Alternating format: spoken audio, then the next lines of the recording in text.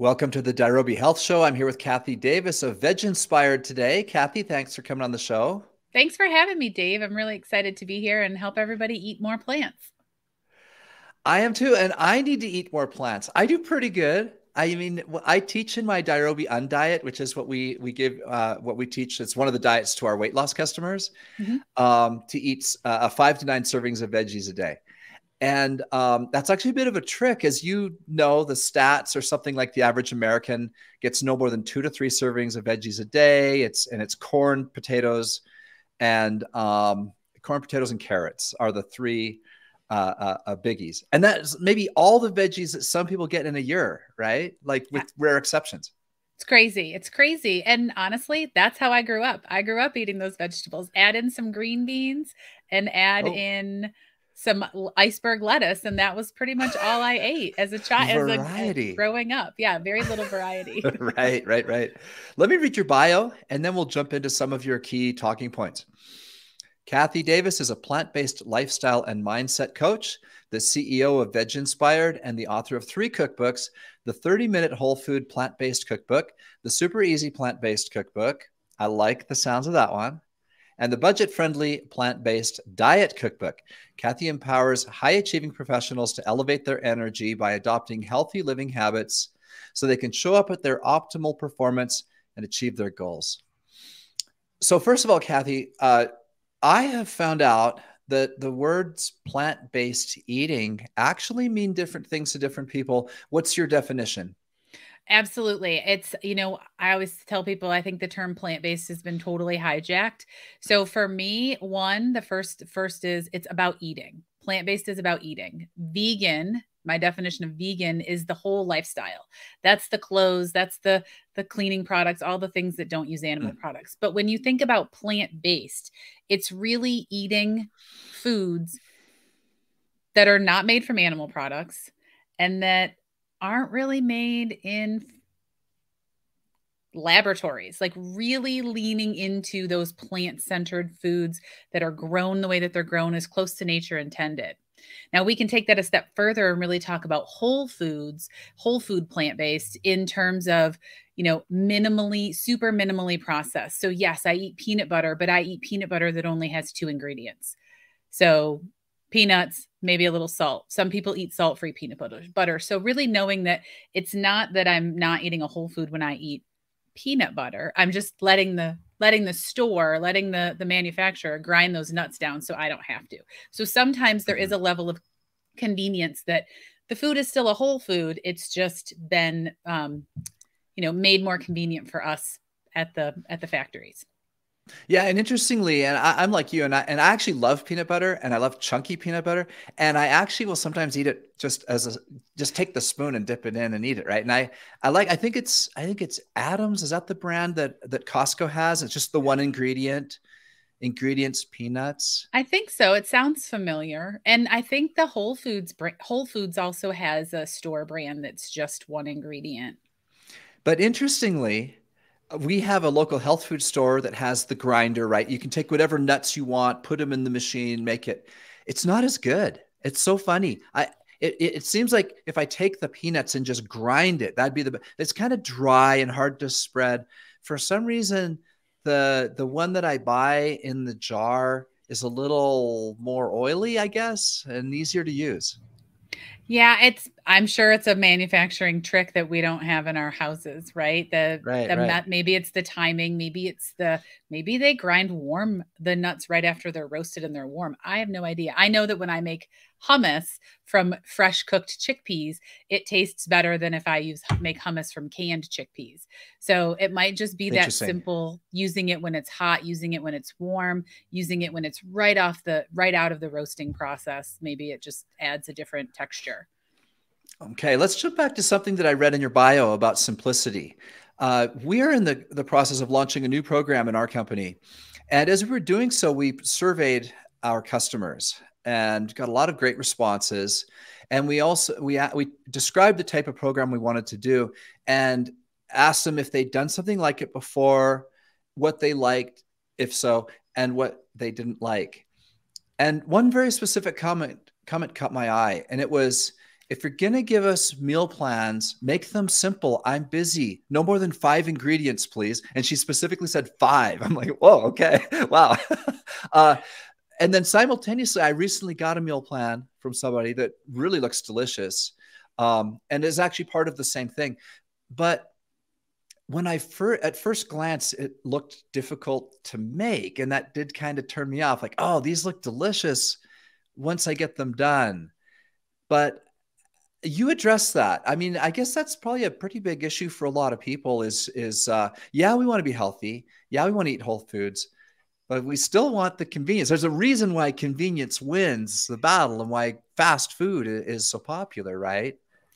Definitely, definitely. And that's honestly one of the things that really, really I've kind of leaned into with my approach to the market, because there are so many influencers in this plant-based space, so many people sharing amazing pictures of these incredible meals that are, 17, 25 ingredients. They've got 7 or 8 vegetables. And, to your point of eating 5 to 9, 7 to 9 servings of vegetables a day, you do need some variety. You do need to add in some other veggies, some new veggies. Maybe some are cooked, maybe some are raw, but you can do that with, convenient foods. You don't have to be at home cooking your own chickpeas every day. You don't have to be, growing your own lettuce if you don't have time. We have these convenient foods, pre-washed lettuces that are already cut and washed and or already small and picked and in the containers. You can do the coleslaw mixes. You can to add, your cruciferous, to add some broccoli. They make broccoli slaw now. So, you don't have to be the one cutting all the stem off the broccoli and running it through your food processor. And then you've got to, wash all of that. So thinking about ways that you can use those ingredients that are already prepped for you in the grocery store to add variety. Maybe it is those cut broccoli florets. Maybe it is green beans. Maybe it is the pre-prepped garlic that's been peeled, just to save you that time on foods that you eat consistently, so that you do have a little bit of time to prep something new, right? Because if you're adding 7 to 9 veggies and looking at variety, you really want to have some different things throughout the week. So maybe it's squash, maybe it's beets, maybe it's Brussels sprouts, maybe it's asparagus. Asparagus is in season when we're recording this. So maybe you're pulling it up and you're saying, okay, well, tonight I'm going to roast it and tomorrow I'm going to steam it and the next day I'm going to grill it. And you have the same veggie, but you do it 3 different ways. And you just kind of start to incorporate it into the methods you're already using to cook the foods you already use. And you've got the 3 books: the 30-minute whole food plant-based cookbook, the Super Easy Plant-Based Cookbook, which sounds like it's right along the lines of what we just talked about, and then the budget-friendly plant-based diet cookbook. About how many recipes are in here? Like, which is the biggest? Let's start with that. Which is your biggest, most recipe book? So the 30-minute whole food plant-based cookbook has over 100 recipes, and they're all unique to that cookbook. So they're not duplicated throughout the series, or I call it a series now, but throughout the 3 books. The Super Easy has about 75, and then the budget friendly also about 75. The cool thing about the budget friendly is it does have meal plans. Now, again, the context of that book was to keep it budget friendly. So there are more things, right? Because convenience, you have to pay for convenience. So there are some more things in there where you are using homemade or home prepared ingredients so that you aren't spending as much at the grocery store. I always tell people, like, with writing that book, it was the focus of whose hands are preparing the food. If it's me, it's going to be more budget friendly. If it's somebody else, it's going to cost a little bit more. So really keeping that in mind. Whereas the 30-minute and the Super Easy use more convenience, more prepared foods. You'll see them call for, the broccoli florets versus, 2 heads of broccoli that you have to cut a certain way. Like we're assuming the broccoli florets are already cut and already ready to go. Yeah, I'm kind of cheap. I don't like paying extra money for something that I feel like I can do really quickly with a knife, I feel the same way.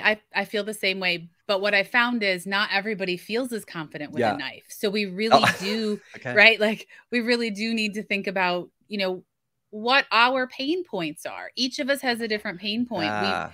So when you know that time is an issue for you, then leverage somebody else's time by getting something that's been prepared.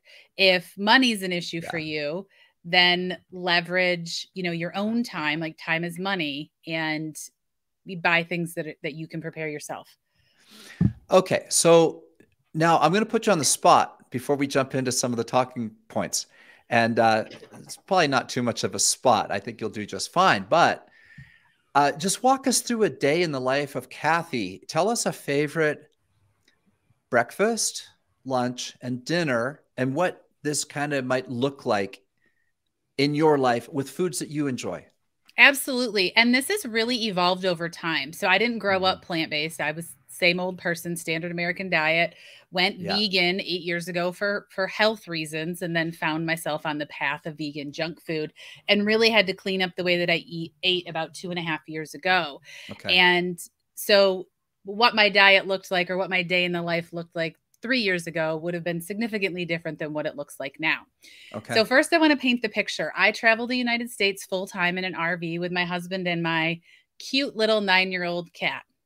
And so I wake up in the morning and I get up and I have my cup of tea, and I always like to have oats for breakfast. So I'll either do a really quick oatmeal bowl where I get up, my tea water's boiling, I'll dump in a half a cup of oats, about a half a cup to 3/4 of a cup of plant milk, about a tablespoon of maple syrup, a tablespoon of ground flax, and frozen berries. And I set that aside on the counter and I just let it sit. I'm an early riser. I'm not always hungry when I get up. So I love my cup of tea and just to sit and kind of reflect on the day, reflect on what's going on in my life. I eat my oat bowl, sit at my computer, and I launch into all the work for the day. My lunch is always very simple: starch and salad. So my starches are potatoes, sweet potatoes, rice, and beans. That's one of those, or a combination of those is always about 50% of my plate. And then the other 50% of my plate is usually spinach, carrots, radishes, beets, onions, broccoli sprouts, whatever vegetables, tomatoes, whatever vegetables either looked good at the grocery store, looked good at the farmer's market, or that I was feeling. And I don't love to make dressings. Like, I love a good dressing, but I don't love to whip the Vitamix out at every lunch. So I found that if I drizzle it with a little vinegar and then a drizzle of tahini, sesame paste, sesame sauce, sesame paste, it's brilliantly flavorful and creamy, and my lunch is done. So it can be something that I prepped ahead of time. Like, I can have those potatoes and rice already cooked. Quinoa also makes its way in, or other grains. And then dinner's usually a recipe from one of the cookbooks. Some of my favorites are the chickpea El Pastor tacos from the Super Easy Plant-Based Cookbook. That's also on VegInspired.com, so I can send you the link. But it's a sheet pan meal. So you throw your chickpeas, your onions, your pineapples on the sheet pan, and you roast all of those. And in the meantime, you make a quick quick pineapple, onion, and cilantro salsa. And then you just serve. You toss the roasted veggies and fruit and beans in a quick sauce of lime and liquid aminos and spices. And then you serve them on tortillas. They're easy, they're fun, they're delicious, and it's hands off, right? You can just throw it on the sheet pan and it just cooks on its own. So you hear when I'm talking about this, they're easy meals. They're not things, I'm not saying like I'm slaving in the kitchen for hours. Y'all, I'm a cookbook author and I don't want to be slaving in the kitchen for hours. So I really, really want to, make the statement that this can be very easy once you start to get that repertoire of recipes in your pocket. What other starchy vegetables are included in your book besides sweet potatoes and potatoes? Where else do you get starchy? Like, and I asked the question for an important reason. I'm a very active person. I'm an athlete. I exercise a lot, and fitness is an important part of my life and my lifestyle. And veggie-based plates of food leave me hungry within an hour. A lot of times, I eat meat. I buy my meat from local farms. right? I'm into local, humanitarily grown. But I do eat meat, and yet I'm trying to cut back on meat. I think that for many years I've eaten too much meat, and I'm trying to make changes. But when I go all veggie based, that's the first difficulty I have, is being hungry quickly. Yeah. So the interesting thing is potatoes, white potatoes are the number one satiating food on the satiation index. They rank in at 323 on the scale comparatively to white bread at 100. So you can imagine that, Right. a couple of white potatoes on your plate would add that satiation factor and give you the energy to do all the athletics that you do.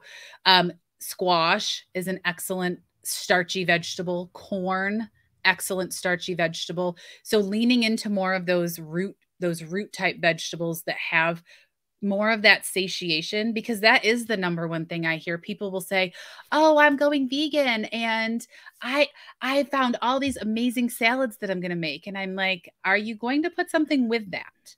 Like, Right. when you hear me talk about starch and salad, I'm really talking about a big salad for lunch with a side of starch. And beans are an amazing starch. Now, that's not necessarily a vegetable, but they are an amazing source of starch and protein that will keep you, keep your engine running beyond what some lettuce or spinach is going to do, right? So really thinking Absolutely. about using those whole grains and those whole starches, the squashes, the potatoes, the sweet potatoes, corn, the other real starchy vegetables. I love spaghetti squash for that. And a lot of times it's more of a portion than you might think, because we're really programmed to believe these, that the starch is the bad thing, but it's really that the fats that we put on them. Like, the standard American diet takes whole foods, whole starches, and smothers them with cheese, bacon, and butter, sour Right. cream. So when we remove some of those high fat, high inflammatory foods and really, really lean into the unprocessed foods, right? I'm not sitting over here saying, "Oh yeah, eat your donuts as your starch." No, no, no. That's not Yeah. the kind of carb we're talking about. We're talking about the whole ones close to nature intended.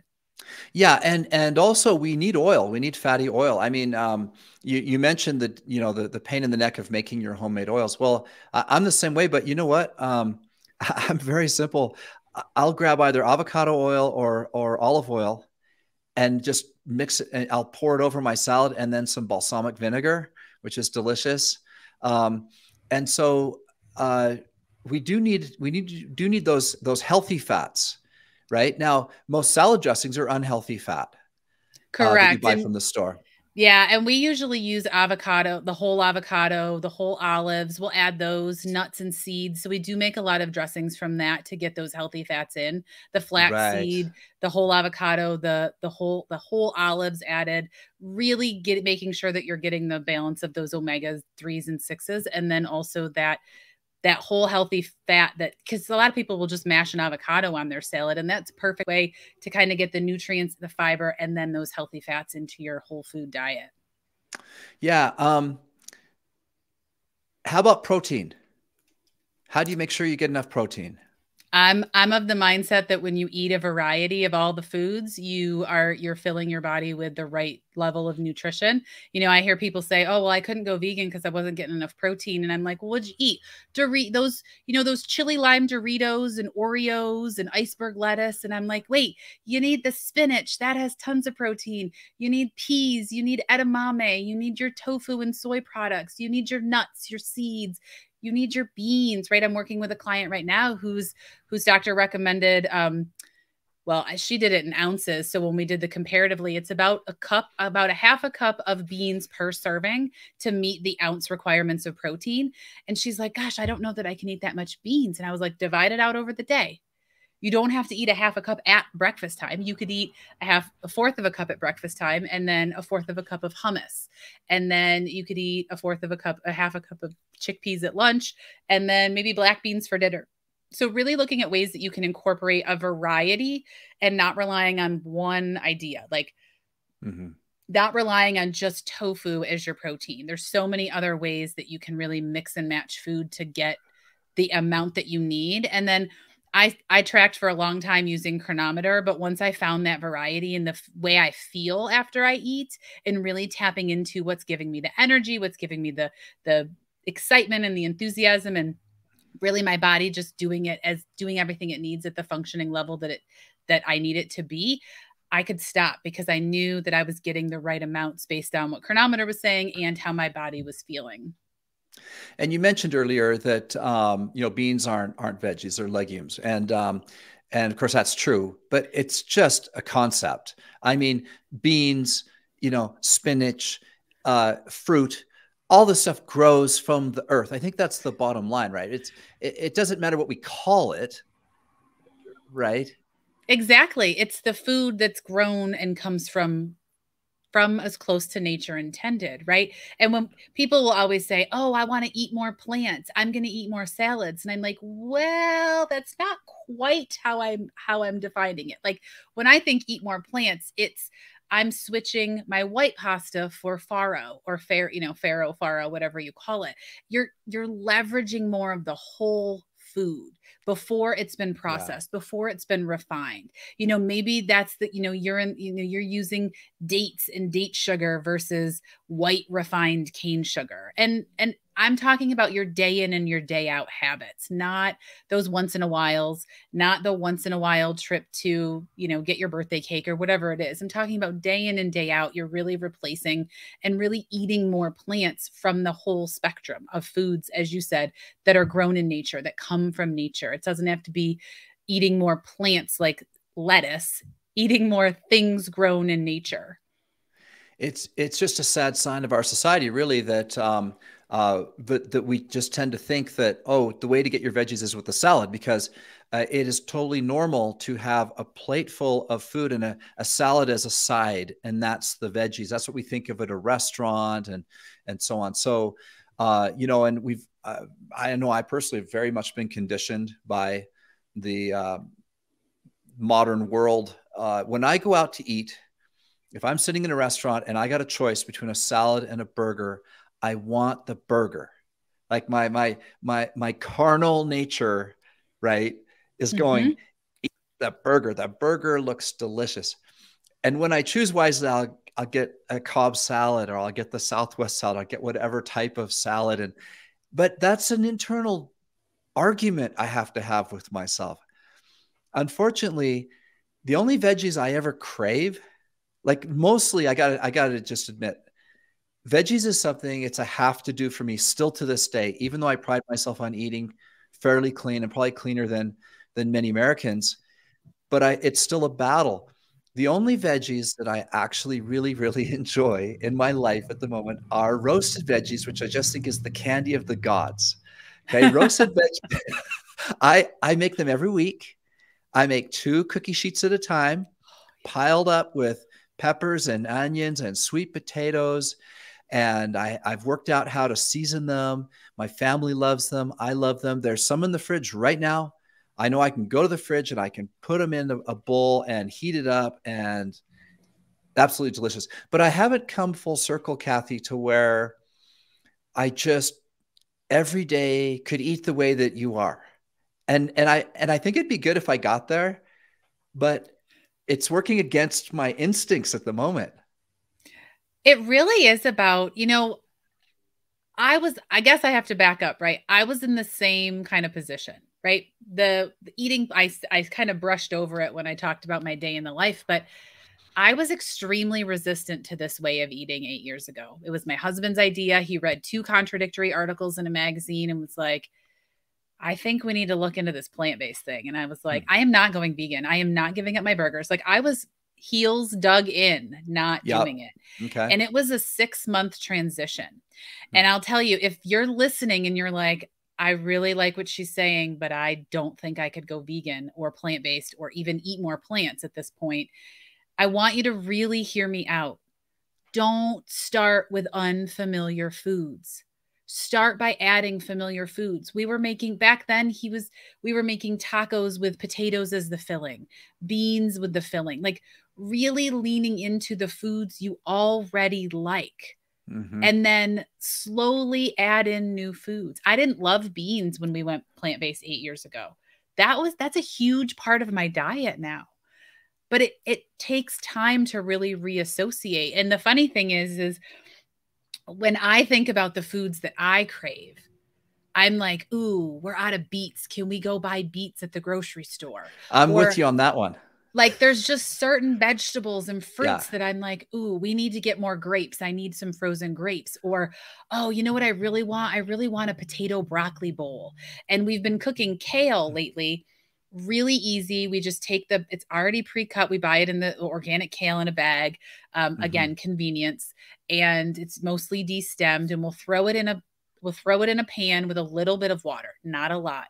Put the lid on it and let it steam for about 3 minutes or so, and it gets bright green. And then we season it with a little bit of salt. You can do pepper, vinegar, really simple. And we add that to any starch-based meal. We've really enjoyed it with brown rice and pinto beans that we flavor kind of Creole style. So kind of like a red beans and rice, but with the celery and the pepper and the onion and the garlic kind of flavors. And the kale just brightens up the dish. Now, I could eat an entire plate. I mean, I could eat an entire bag of kale cooked that way. Like, Yeah, I don't do love that. it. Don't do that. You can have real digestive problems. You from really that. can. Yeah, you have to make sure that you're eating the right proportions, but Yeah. it's just so flavorful But you just and love it. Yeah. delicious. And it's so Yeah. I'm like, oh, let's make kale tonight. Like, it allows you to kind of, try new vegetables that may not be something that you love, but it's a gradual process, right? It's a journey. And that's one of the big things about it is you can eat more plants, you can add more plants in, you can change the way your meals look one day at a time, one meal at a time, and still start to reap the benefits of eating plant-based or eating more plants. I love beets. We can't get them all the time. And so when we get them, I fill up my Instant Pot. I'll buy 5 or 6 large beets and I'll put them in the Instant Pot and cook them and then put them in the fridge. And it's and for me, they don't need any flavoring. Once they're cooked all the way through, just pull them out and eat them. And I absolutely love them. But I started buying beet powder off of Amazon and I keep that in the pantry. And I actually have beets now every single day because if I can't buy the beets, I put the beet powder in. I have 2 or 3 green drinks or smoothies in a day. And beet powder is a great health hack. Oh, I love that. I'll have to look that up. Somebody else mentioned beet powder too as either pre or post workout, for pre and post workouts because of its nutrient density. So I'll have to check that out. It's solid. I actually buy Love Beets. This is not sponsored by them, but they're pre-cooked beets and they're in a package. You can get them plain, you can get them vinegar, but they're just simply cooked beets. And it goes back to convenience and time, right? Like I can just, if I can't get fresh beets that I can cook myself, I can buy ones that are already cooked in the produce section. They're not in the can or anything. They're just in the produce section. Yeah. And beans get a bad rap. You've mentioned beans a couple times. Many people hear the word beans and they think, oh, it gives me gas. Every time. End of the story, right? That's it. They don't even want to try them. And yeah. And I like beans. They don't affect me as badly, I guess, as other people in my family. And so I like them more than, but we don't have them that often because not everyone in the house likes beans. So I would eat more of them. But in Tim Ferriss's book, did you ever read The 4-Hour Body? No. He has a diet he presents in there called the slow carb diet that's heavily based on legumes. His premise is that legumes are really an awesome food, a great mix of carbs and proteins and phytonutrients, etc.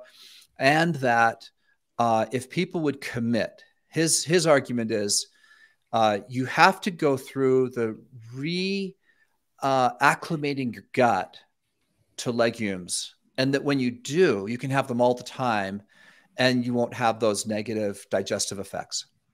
That's correct. And that's what I tell people is that your body just doesn't know what to do with them. Like your gut isn't used to eating that. And so those little microbiome, your microbiome in your gut microbiome doesn't know what to do with them. So they are like just kind of creating gas. But there's 2 hacks. One, drink more water. 2, a tiny bit, and I mean like teeny tiny bit of kelp, dulse, or nori. So you can get kelp granules as a salt replacement for people who may want to lower, to reduce salt. A tiny shaker bit, not enough to be able to taste. You're not making like chickpea tuna or anything, just a tiny bit of that. Kelp, nori, kombu, any of those seaweed vegetables, they help aid the digestion of beans. Interesting. So they really help that. I actually, when I was writing the first cookbook, my editor was a seaweed expert, ironically. And so he was like, you have to make sure you add this in. This is a huge thing. And when I started to make my chickpea tuna with those little dulse flakes, I started to notice that didn't really affect me. Now it doesn't affect me anymore. But when I first started eating beans, I was like, what is going on? But it does take your body some time to get used to that. Well, back to the whole budget issue. I mean, beans are cheap. I mean, talk about a cheap food. If you buy them by the bag dry, we're talking about a lot of food for very little money. Now, you're in an RV, so I don't imagine you're maybe doing that. You're probably doing canned. And I'd like to talk about both those things. So I'm opening up a bit of a can of worms. But for people who have a house that doesn't move on wheels, talk to us about the value of that. Like, not only, well, I think the value is obvious. You can buy a big bag of beans cheap, but you then have some inconvenience because you ought to soak them, correct? I actually don't soak them. So we do Okay. cook dried beans. We use an Instant Pot. We throw them in the Instant Pot, and it's about, I think, an hour on auto release, or not manual release. It just releases on its own. Now, some people do soak them, but we found that when we cooked them, so we've gone through all the stages, the slow cooker, the Instant Pot, and the stove top. And we always add that pinch of kelp granules when we cook our beans. Now, you can add them to your beans right out of the can for the digestion. But what we've actually found is the kelp reduces it breaks down the exterior of the bean so that the beans are creamier. So we don't need to soak them because we're using that method of cooking. So they're really great, and they're really flavorful, and they really are creamier than the beans you buy in a can. You know, sometimes I get canned chickpeas and I'm like, why are they so hard? Like, why aren't they creamier? Why? And so our beans that we cook fresh are so creamy and so delicious. But we do both. You know, I've talked about convenience throughout this session too. So we will have canned beans if the recipe calls for it, or if our time calls for it. And then, but we also cook our own. We typically cook our own, especially for hummus. But when you're talking about the value, so a 16-ounce or 1-pound bag of beans makes about 4 cans. Now, that's a significant savings when the price of beans, especially if you can get them in bulk, is significantly lower than the price of 4 cans of beans. Right. Okay, so favorite Instant Pot recipe. You have an Instant Pot. I do too. Probably many people listening do. What's a favorite? And I love the Instant Pot because you don't have to worry about it. You don't have to worry about leaving it and forgetting it and burning up a pan. You just put the food in, turn it on, and come back, and you have food ready. Tell us a favorite. So this is a funny one because it's something you could easily do on the stovetop, but I think it tastes way better in the Instant Pot, is actually steel cut oats.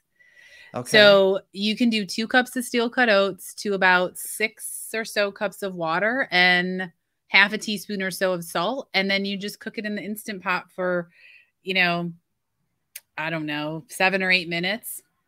I mean, it's like ready quickly, very quickly. And so it's delicious. I love it. And it's just so good. And you can mix it with anything. You've got your steel cut oats. You can add maple syrup. You can add those flax. You can add berries. You can add cinnamon. You can add dried apples. You can do anything with it and just add in some flavor. So it's a silly recipe. People are like, you could do that on the stovetop. I'm like, I know, but I don't have the time not in to 7 deal with minutes. that. No, no, right? this is why I don't eat still cut oats. They They take take forever. too long. Yeah. You just made my day. We have steel cutouts that are just sitting there in the pantry because I will never make them. Now, Right. I don't do instant oatmeal either. We do regular oatmeal, but regular oatmeal is still fat. It's such a joke, right? Regular old-fashioned oatmeal with the fiber left in takes about 5 minutes. Hmm. And the instant takes about 3. I mean, by the time you get it and open it and put it, you save 2 minutes to completely deteriorate the quality of the food and add sugar, right? It's really when we're that bad in our convenience society that we're gonna sacrifice our health for 2 minutes of savings of prep time. But it's not, it's funny, Steve, because or Dave, because it's really about how we think about the food, right? It's not the it's that we're marketed to, right? You're Yeah. marketed to that these foods are quick, right? Because I was talking earlier about quick cooking rice. Like quick cooking rice can be ready in minutes if you use the microwave. But you could also plan ahead and cook a big batch of rice, instant pot or in a pan, and then just scoop the rice into the bowl and reheat what you need to reheat that day. So it just comes down to planning and really leveraging the power of the food and your time in a way that makes sense, being strategic about it. Okay, so this episode could go on for a very long time, and we don't have unlimited time. So I will have to hit some of these points kind of quick. Too expensive. Many people actually are open to the idea, but they just think, oh man, all those fresh vegetables and fruits and eating that way, it's going to cost an arm and a leg. How do you respond? Buy locally, buy seasonally, right? Buy local, buy seasonal, take the expense out. Now, I know a lot of people will be like, oh, but my local farm, it's so expensive. I understand that. So again, back to seasonality, back to look at the grocery ad. What's on sale, then plan your meals around that. The other thing that I always want to make sure people understand too is yes, when I'm standing in the grocery store and I see animal cheese and vegan cheese that's like 3 times the price, plant-based, it's labeled plant-based, of course it looks expensive, but that's not what we're talking about eating here. We're talking about eating whole foods. So we're not even talking about eating those processed vegan or plant-based alternatives, which do have a much higher sticker price because they're a novelty item. But if you're eating black bean burgers that you make at home, that's a fraction of the price of some of these super processed plant-based burgers that are on the market now. Okay, so if I understand you right, you're basically saying too many people have it in their head that plant-based eating, they immediately look at like the fake burgers and all those types of differently prepackaged foods that are just expensive, and that's not the way to think about it. They should be looking at the simple raw ingredients. Like we talked about, the beans are probably the ultimate example. Very inexpensive, lots of bang for the buck, filling, nutritious, etc. And so basically, you're just talking about basics, the basics. Just get the basic food, not the boxed food, not made in a factory. Exactly. And, when you start to really look at your expenses, like we travel full time. So I've been all over the country. I've been in hundreds of grocery stores in the last 3.5, 4 years. And when I think about comparing prices, it's the basics are always around the same. Mm. We always buy spinach. We always buy bananas. We always buy some fruits. We always buy broccoli. Like there's specific veggies that we always buy, and they round out around the same pricing.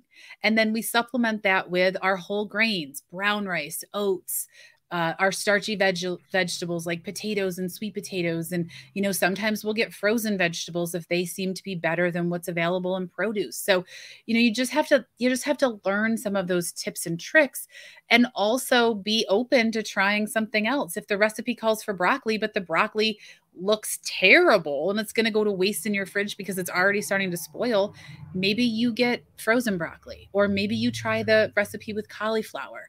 So look at what's on sale. If the strawberries are not on sale and the blueberries are, maybe you try something with blueberries instead. Like lean into what's available in your space. Okay, another question I think you can hit pretty quickly. I believe many people have This is my belief, and you can say if you think differently, go ahead. I mean, we want all, we want to be open about our ideas here, but I think that canned food has gotten a bad rap. I think it got a bad rap back when it deserved a bad rap, and that the canned food industry has really improved, and that the foods stored in cans today on shelves is getting you 80 to 90% of the nutritional value of the food. I think some people think that when you eat veggies out of a can, that one, they might be getting some metal in the veggies or something like that, or two, that, and of course you have to be a label reader, but I generally am of the opinion that canned vegetables are a great way to go and just slightly below the nutritional value of fresh. What say you? Well, I always lean to frozen because Okay. cans are heavy, right? And I have a weight issue. We always have a weight issue in the RV, so we're always cognizant of weight. I also lean into my own flavor preferences. So canned vegetables that I always keep on hand are tomatoes. I love organic whole peeled tomatoes because you can turn that 28-ounce can of whole peeled tomatoes into just about anything. You can crush the tomatoes using a potato masher or a knife. You can just chop them up. Like, it doesn't have to be anything fancy. We have a food mill, but not everybody has one of those. Or you can buzz them up in a blender or use an immersion blender, but you can turn them into spaghetti sauce, pizza sauce, soups. So I always keep those on hand. I also love canned artichokes, canned olives. Like, I really lean into the canned vegetables that you can get for convenience. So the beauty is you can actually buy canned potatoes that have been cooked. So I use those for quick potato dishes, the mashed into the enchiladas for my enchilada recipe, diced up and put into soups. So, it takes that long cooking time out, and canned vegetables can be very delicious when you use them, when you use them properly. Now, some people might prefer frozen green beans to canned green beans than just buy those. But I think as long as you're label reading and you're not buying these super high sodium, all these other weird chemicals in them, canned vegetables definitely have a place, and they store really well too if you don't have freezer room. Okay, perfect. Next, personally, I love the EWG's yearly list of the foods you ought to buy organic and those that probably you aren't getting the great bang for the buck. And I've been watching that list for years, and I'm not a organic everything kind of a person, although I tend to really avoid non-organic, thin-skinned items like berries, kale, spinach. I couldn't care less about the potatoes or root vegetables or things like that, because I just don't feel like, they're a root, they're in the ground, right? So again, back to probably expense, right? And trying to avoid where the organic label is used for marketing purposes only. So for me, the biggest bang for the buck on organic is on the thin-skinned veggies and fruits. What's your take on organic? So my take on organic is I always buy soy products that are organic. I always buy corn products that are organic, and I do buy organic potatoes, or I peel the skin off. I do try my thin-skinned vegetables to be organic, and fruits. If I'm using the zest of citrus, I will likely try to find those organic. But here's the caveat. Don't let the organic price tag stand in the way of you eating the vegetables, right? If it's like, oh, I can't eat any of the vegetables because I can't afford the organic, I'm just going to eat meat or cheese. Like, is your meat or cheese organic? Like, you really have to dig down into, are you spending the money someplace else, or are you okay eating it that way, but you're not going to eat vegetables because it's not organic? So I like the EWG list too, the clean 15 and the dirty dozen. I also thought it was interesting, the spectrum on the middle, the yellow ones on the list that they don't talk about, that kind of shift around based on farming practices. But like, I don't buy organic avocados unless they're on sale, because I don't need them to be organic, because I take the skin out, and they're like at the bottom of the clean 15. So they're like they're like, the pesticide issue isn't really there. But I also don't buy organic bananas, because every time I buy organic bananas, I get fruit flies. So I buy non-organic. So it's just learning what you like. But I'll leave you with this. If you're standing in the grocery store and the organic produce looks picked over, old, disgusting and the non-organic looks bright and fresh and you're going to use it right away, just wash the heck out of it and get it. Like, don't buy an already partially spoiled organic vegetable over a really nice conventional one just because of the label. Really great point. I love that. I'm glad I asked that question. That's a great answer. Thanks. Well, Kathy, this has been super fun. And I understand you have a gift for people listening. Tell us about that. I do. I hope it's as easy as we've talked about all these recipes, but it's recipes that the whole family will love. It's a quick meal plan with the recipes and the grocery list, because there's nothing worse than getting a list of recipes and then having to make your own grocery list. So I've taken all the guesswork out for you, made it easy and fun and flavorful. And you can download that at veginspired.com/podcast. So it's a fun meal plan. I'd love to hear your take on it, and I hope you enjoy that as well. Thanks so much. So VegInspired, and for those of you watching on video, you can see that right underneath Kathy's name, veginspired.com. Veginspired.com/podcast is the download. Podcast. Yep. Okay. Thank you. Well, Kathy, it's been super fun. This has been very informative. Where do people find your books?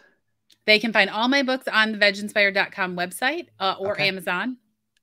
Okay. Yep. Well, thanks so much. And you've inspired me to do better, and hopefully same for those listening. Awesome. Thanks so much for having me, Dave. I appreciate it. Yeah, I appreciate you coming on the show. And for those of you listening, this is Dave Sherwin wishing you health and success.